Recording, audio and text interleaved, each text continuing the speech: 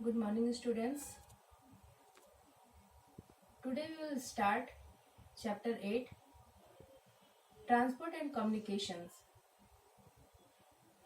आज हम लोग चैप्टर 8 परिवहन एवं संचार के अंतर्गत ट्रांस कॉन्टिनेंटल रेलवे का अध्ययन करेंगे। अंतर महाद्वीपीय रेल मार्ग।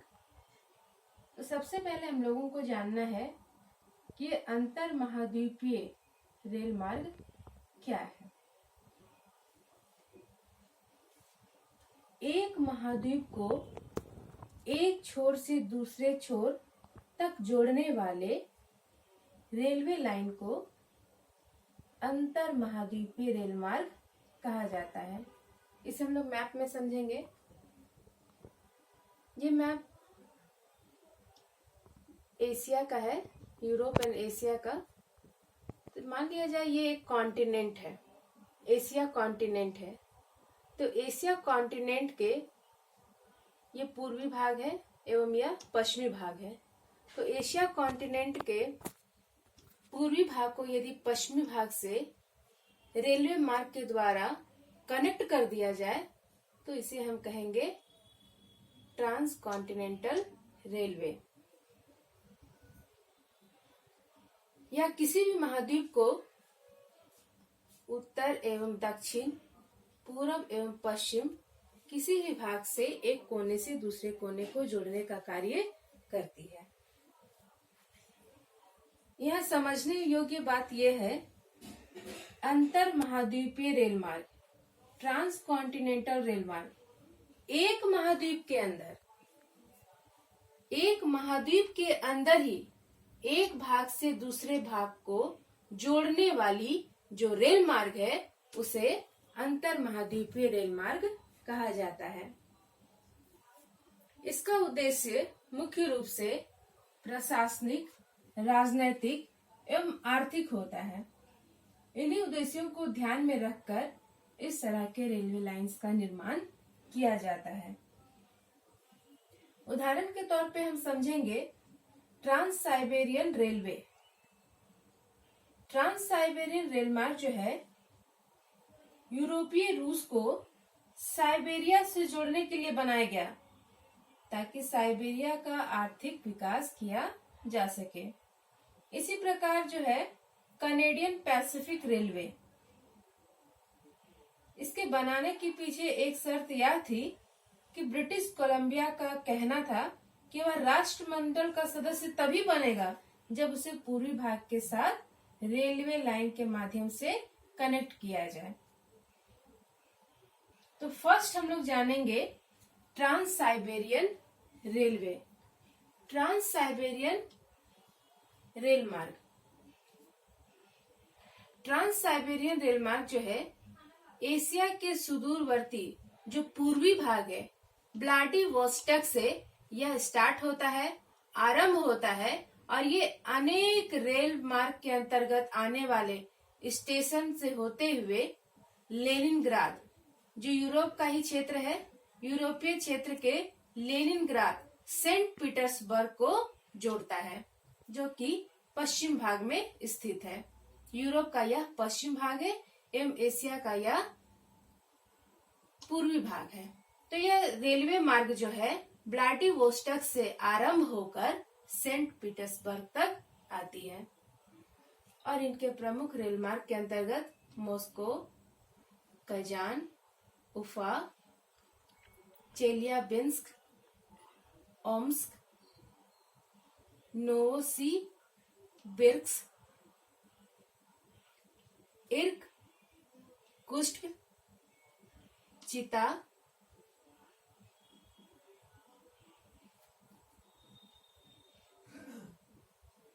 खबारोवस्क।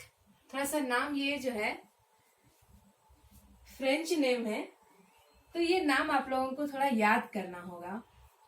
इस चैप्टर में जो स्टेशंस के नाम हैं ये आपको याद करना होगा क्योंकि क्वेश्चन मुख्यतः ट्रांस साइबेरियन रेल मार्ग से एक्सप्लेन करने के लिए भी आते हैं, व्याख्या करने के लिए भी आते हैं एवं इससे क्वेश्चन जो है मानचित्र का भी 10 मार्क्स का आता है।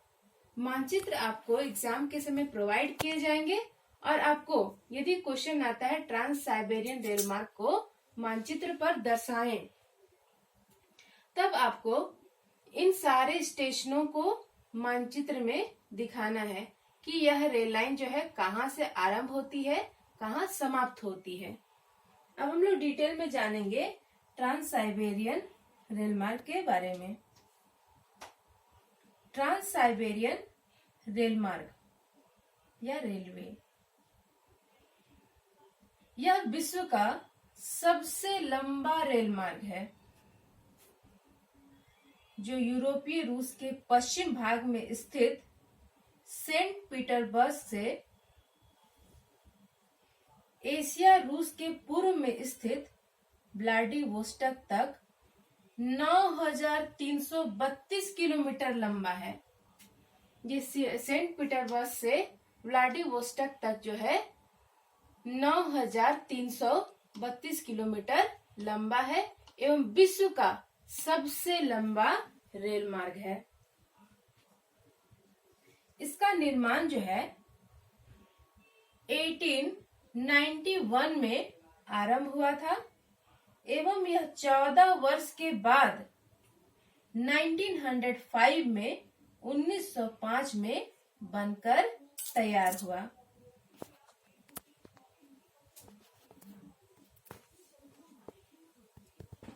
कभी कभी क्वेश्चन इससे एक्सप्लेनेशन का आता है, एक्सप्लेन करने के लिए आता है, explain the trans Siberian railway.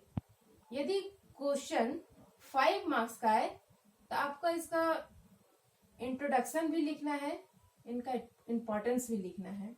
और कभी कभी क्वेश्चन जो है सिर्फ इनका महत्व से आता है।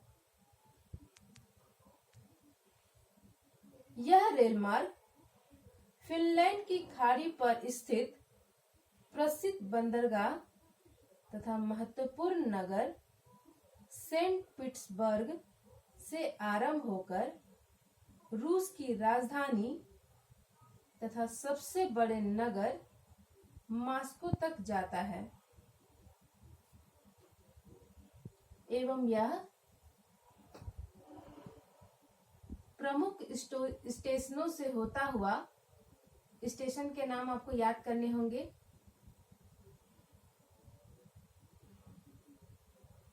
प्रमुख स्टेशनों से होते हुए, जिनमें प्रमुख स्टेशन आपका सेंट पीटर्सबर्ग, मॉस्को, ओमस्क, नोवोसिबिर्स्क,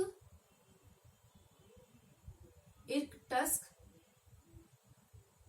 चिता, खबारोव्स्क एंड लास्ट व्लादिवोस्टोक, ये नाम आपको याद करने होंगे। यह क्वेश्चन जो है कॉलेज लेवल के साथ साथ कॉम्पिटिटिव एग्जाम में भी पूछे जाते हैं। खासकर यूपीएससी, जेपीएससी, जितने भी सिविल सर्विसेज के एग्जाम में उसमें यह मैप वर्क भी आता है। अब हम लोग बात करेंगे इनके महत्व की। ट्रांस साइबेरियन रेल मार्ग का निर्माण जो है मुख्य रूप से प्रशासनिक एवं सैनिक आवश्यकताओं की पूर्ति करने के लिए किया गया था एवं वर्तमान समय में इसका महत्व जो है व्यापारिक एवं आर्थिक रूप से बढ़ा है। साइबेरिया अपने खनिज, वन, कृषि, पशु संसाधनों के कारण रूस का खजाना कहलाने लगा है, क्योंकि ये सारे जो है उत्पाद या संसाधन इन क्षेत्रों में काफी डेवलप है।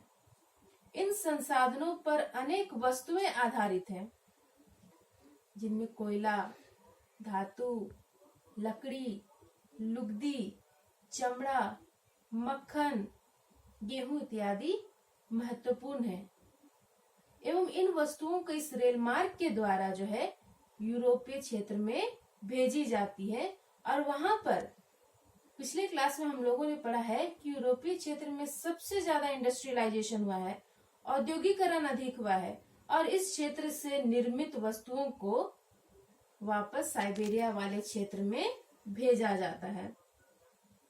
इस तरह से साइबेरिया को भी फायदा है, यूरोपीय देशों को भी फायदा है कि साइबेरिया के क्षेत्र से रॉ मटेरियल रेल मार्ग के माध्यम से आसानी से यूरोपीय क्षेत्र को पहुंचाए जाते हैं एवं यहाँ से उन कच्चे माल को, कच्चे पदार्थ को निर्मित करके साइबेरिया के देशों में पहुंचाया जाता है।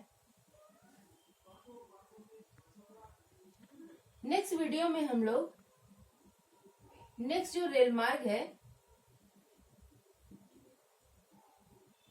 कैनेडियन पैसिफिक रेल मार्ग का अध्ययन करेंगे। तो मैं आप लोगों को फिर से स्पष्ट करती हूँ कि इस चैप्टर को जानने के लिए सबसे पहले आप लोगों को मैप वर्क जानना होगा। अगर आपका मैप क्लियर है तो आसानी से आप डिस्क्रिप्शन को लिख सकते हैं।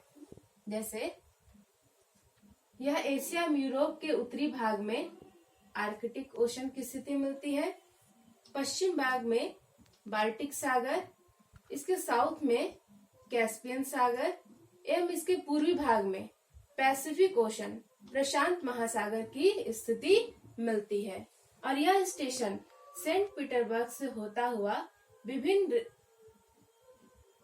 स्टेशनों से होता हुआ व्लादिवोस्तोक तक जाता है। इस मैप को आप लोग ध्यान से देखेंगे। मैप आपका क्लियर है, आप आसानी से एक्सप्लेनेशन को लिख सकते हैं, आसानी से एक्सप्लेन कर सकते हैं। नेक्स्ट वीडियो में हम लोग नेक्स्ट रेलवे लाइन का अध्ययन करेंगे। Thank you.